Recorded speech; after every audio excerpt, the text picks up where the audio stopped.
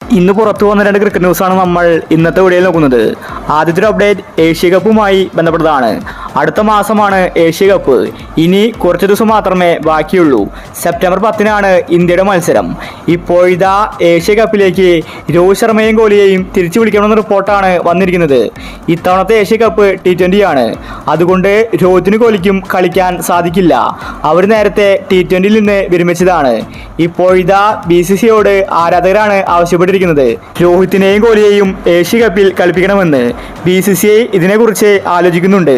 ഈ രണ്ടു പേർക്കും ഏഷ്യ കപ്പിൽ കളിക്കണമെങ്കിൽ T20യിൽ നിന്ന് വിരമിച്ചത് പിൻവലിക്കണം. രോഹിത്തും കോഹ്ലിയും അത് ചെയ്യുമോ എന്നത് നോക്കി തന്നെ കാണേണ്ടി വരും.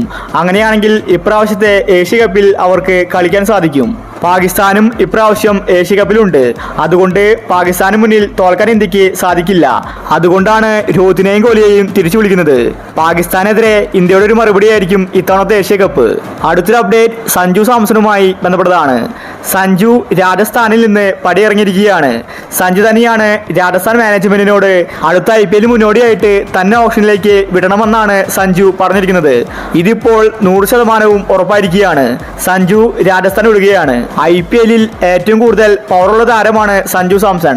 അതുകൊണ്ട് സഞ്ജു ഓപ്ഷനിലെത്തിയാൽ റെക്കോർഡ് തുക നേടുമെന്നത് ഉറപ്പാണ്. സഞ്ജുവിന് വേണ്ടി ഒരുവിധം എല്ലാ ടീമുകളും രംഗത്ത് വരും.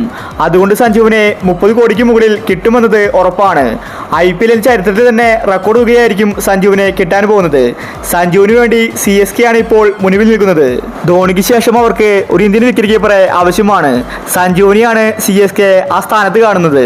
അതുകൊണ്ട് എത്ര കോടി കൊടുത്താലും സഞ്ജുവിനെ സ്വന്തമാക്കണമെന്നാണ് ധോണിയുടെ നിർദ്ദേശം. സഞ്ജുവിനും CSKയിൽ വരണമെന്നാണ് ആഗ്രഹമുള്ളത്.